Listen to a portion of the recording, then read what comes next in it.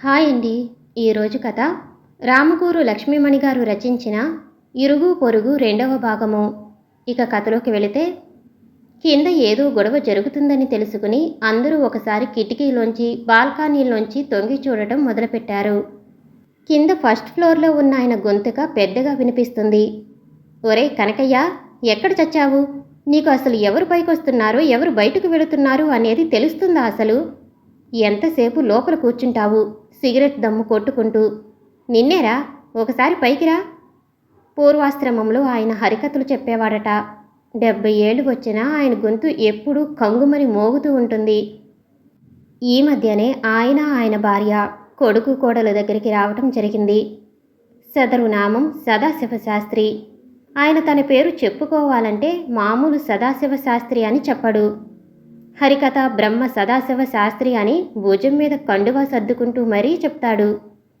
ఊళ్ళో హరికథలు చెప్పించుకునే వాళ్ళు ఎవరూ లేకపోవటంతో ఇంకా అక్కడ ఉండలేక కొడుకు దగ్గరికి వచ్చేశారు.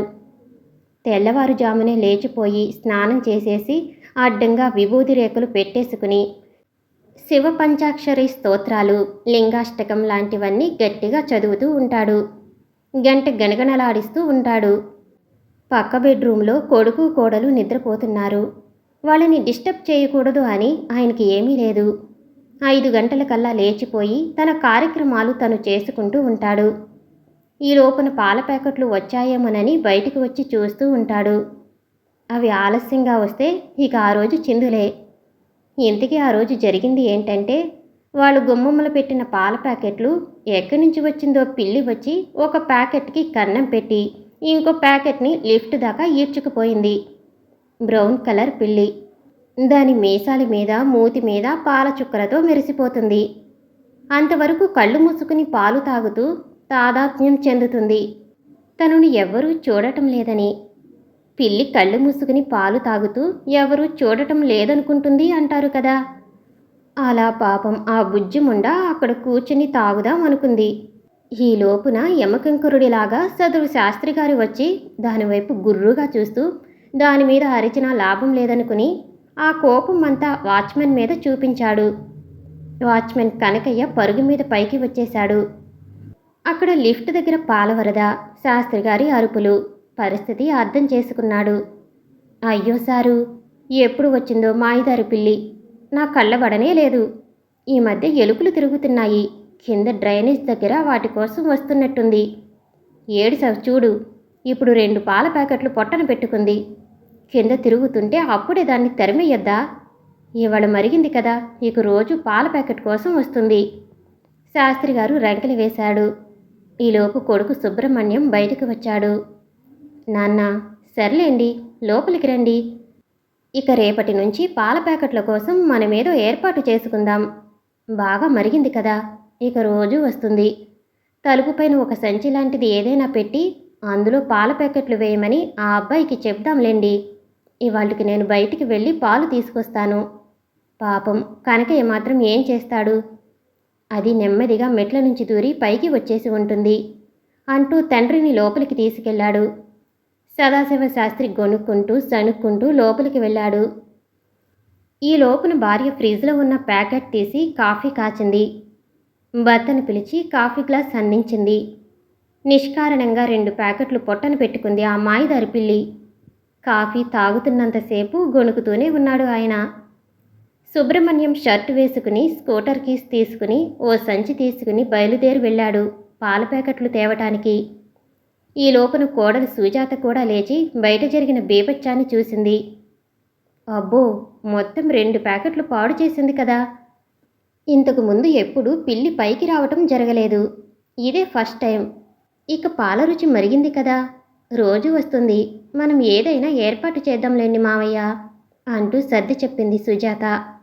అవునమ్మా, పిల్లిని ముట్టనీయకుండా ఎత్తుగా ఏదైనా ఏర్పాటు చేద్దాం అబ్బాయి అన్నట్టు అన్నాడు భార్య ఇచ్చిన కాఫీతో కోపం చల్లారిన శాస్త్రిగారు. బయటికి వెళ్ళిన సుబ్రహ్మణ్యం 4 పాల ప్యాకెట్లతో తిరిగి వచ్చాడు.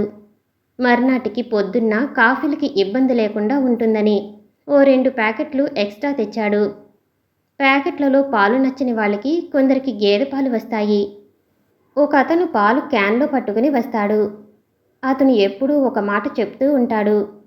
నేను తెచ్చే పాలు స్వచ్ఛమైన చిక్కటి పాలు, చుక్క కూడా నీళ్లు కలిపినవి. పాలు తోడు పెడితే పెరుగుని కోసుకుని తీసుకోవాలి, అంత గట్టిగా తోడుకుంటుంది అంటూ ఉంటాడు. అతని మాటల్లో 100% నిజం లేకపోయినా కొంత నిజం ఉందని కొందరు అతని దగ్గర కూడా పాలు తీసుకుంటారు. గేదెలకి ఎక్కువ నీళ్లు తాగించిన రోజు మాత్రం కొంచెంగా చిక్కదనం తగ్గుతుందని వాళ్ళలో వాళ్ళు జోక్ చేసుకుంటారు అతని దగ్గర పాలు తీసుకున్న వాళ్ళు. వీళ్ళు కూడా ఆ పాలు తీసుకుని తోడు పెట్టుకుంటారు. శాస్త్రి గారికి సాయంత్రం కాఫీ కలపటానికి కొంచెం ఉంచి మిగతాది తోడు పెడుతుంది భార్య.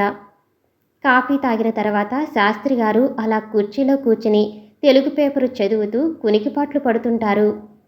ఈ లోపున టిఫిన్లు వంటలు కానిచ్చుకుని కొడుకు కోడలు ఆఫీస్కి వెళ్ళిపోతారు ఒకేసారి.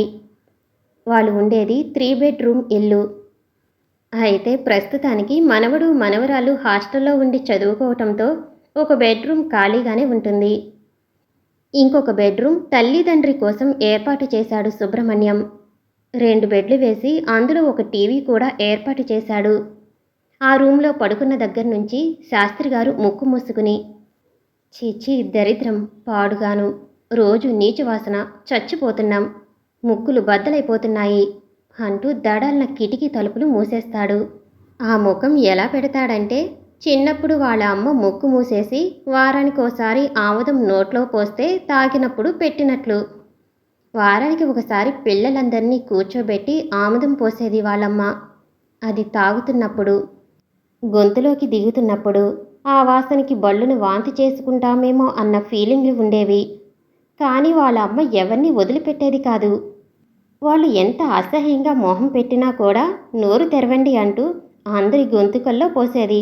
ఆదివారం వచ్చిందంటే వాళ్ళ ఇంట్లో రసవత్తరమైన గట్టాలు ఉండేవి. మంచి ఆముదం తెప్పించి పిల్లలందరి గొంతుకల్లోనూ ఉగ్గు గిన్నెతో పోస్తుండేది. అది తాగిన కాసేపటికి పిల్లలందరూ లేచి ఒకరి వెంట ఒకరు చెంబు పుచ్చుకొని పరిగెత్తేవాళ్ళు వాళ్ళ ఇంటి దగ్గరలో ఉన్న తోపుల్లోకి. ఆడపిల్లలు ఒకవైపు, మగపిల్లలు ఒకవైపు పరిగెత్తేవాళ్ళు. మొత్తం 8 మంది. అమ్మయ్య అనుకుంటూ పొట్ట రుద్దుకుంటూ ఒక్కొక్కళ్ళు ఇంటికి వచ్చి తలారా స్నానాలు చేసేవారు. స్నానం చేయించే లోపల అడిగేది, కడుపు నొప్పిగా ఉందా, మళ్ళీ ఏమన్నా వస్తున్నట్టుందా, వెళ్ళాలని అనిపిస్తుందా అంటూ. ముక్తకంఠంతో చెప్పేవాళ్ళు అందరూ, లేదు లేదు, చాలా హాయిగా ఉంది, కడుపు నొప్పి లేదు, ఏమీ లేదు, కడుపు అంతా ఖాళీ అయిపోయింది అమ్మా అంటూ. అదిగో మళ్ళీ అలాంటి మొహమే పెట్టి కోపంగా కిటికీ తలుపులు వేసేస్తూ ఉంటాడు. దానికి కారణం వాళ్ళ బిల్డింగ్కి కుడివైపు ఇంకొక అపార్ట్మెంట్ ఉంది. వాళ్ళ వంటిల్లు వీళ్ళ బెడ్రూమ్ వైపుకు ఉంటుంది.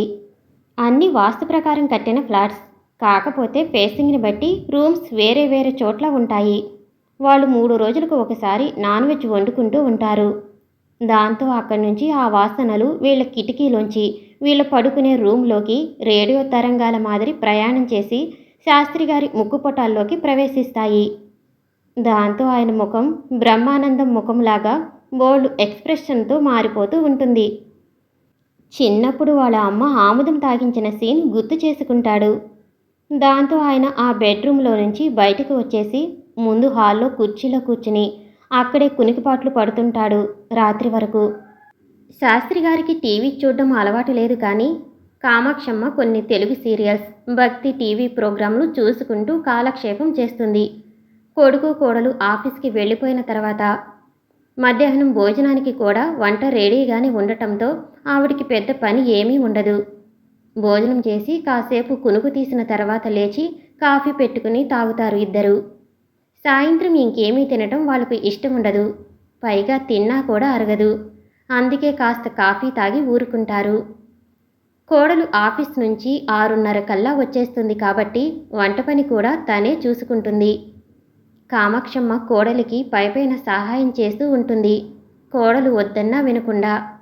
ఏం చేయకుండా ఉంటే తోచదు కదా నాకు కూడా, చిన్న చిన్న పనులే కదా, చేస్తాలే అంటూ కోడలు వెంట వెంట తిరుగుతూ ఉంటుంది. ఆ సందర్భంలో వాళ్ళిద్దరూ బోల్డ్ కబుర్లు చెప్పుకుంటూ ఉంటారు. ఆ రోజు సుజాత ఆఫీస్ నుంచి రాగానే మామగారు కుర్చీలోని పడుకోవటం చూసి, ఏంటిది మామగారు, లోపలికి వెళ్ళి పడుకోవలసింది కదా మంచం మీద, ఇలా కుర్చీలో కూర్చుని నిద్రపోతే మెడ నడుము నొప్పి వస్తాయి.